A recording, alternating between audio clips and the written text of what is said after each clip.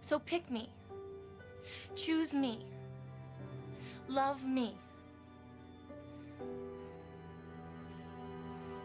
That line is iconic, and it's also one of the reasons the phrase, "pick me girl," became so culturally recognizable.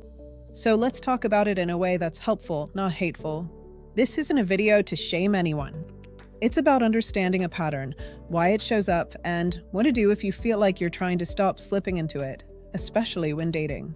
A pick-me girl is basically a persona some girls fall into when they're trying to stand out by saying, "I'm not like other girls," instead of just being authentic. It often sounds like, "I'm actually nice, I don't get along with girls, I'm one of the boys," or "I'm low maintenance." And usually the goal isn't to hurt anyone. The goal is to feel chosen. There's also an argument that the pick-me girl epidemic really took off during the toxic early 2000s, when pop culture rewarded the cool girl, who didn't ask for much and always looked unbothered. That's why people still point to iconic characters from that era.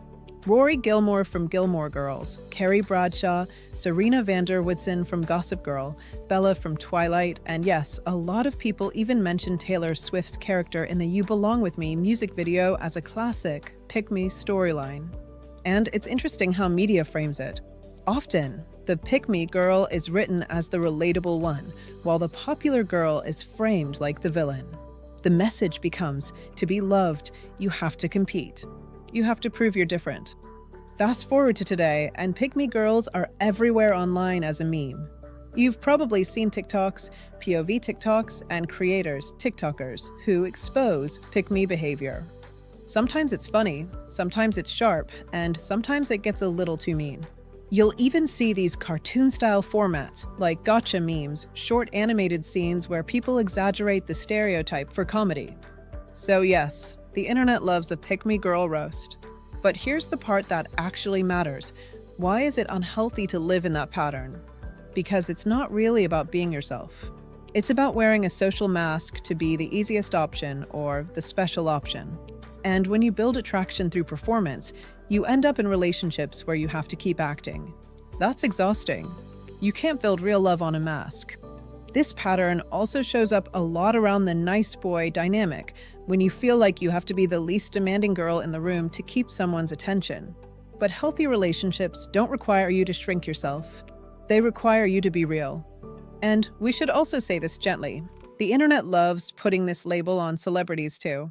You've probably seen people say, "Selena Gomez pick-me girl." We don't actually know celebrities personally, so this isn't an accusation. But it shows how sticky the stereotype is.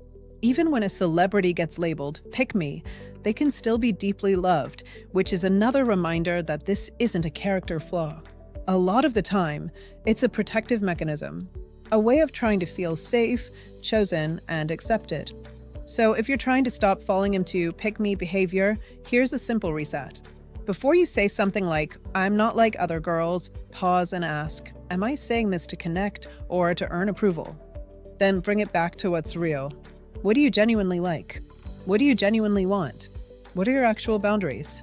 Because every person is unique. You don't have to prove you're special by comparing yourself to other women. The most attractive thing you can do is be authentic, especially if your goal is a healthy relationship, not just attention. And this is exactly where SoulMatcher comes in. If you're tired of performing and tired of pretending, SoulMatcher is about finding someone who matches the real you, your values, your needs, your personality, so you don't have to wear a mask to be chosen.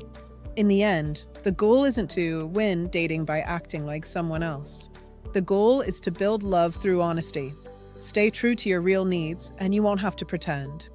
If you've seen a pick-me trend on TikTok, or if you've ever caught yourself doing it, tell us in the comments.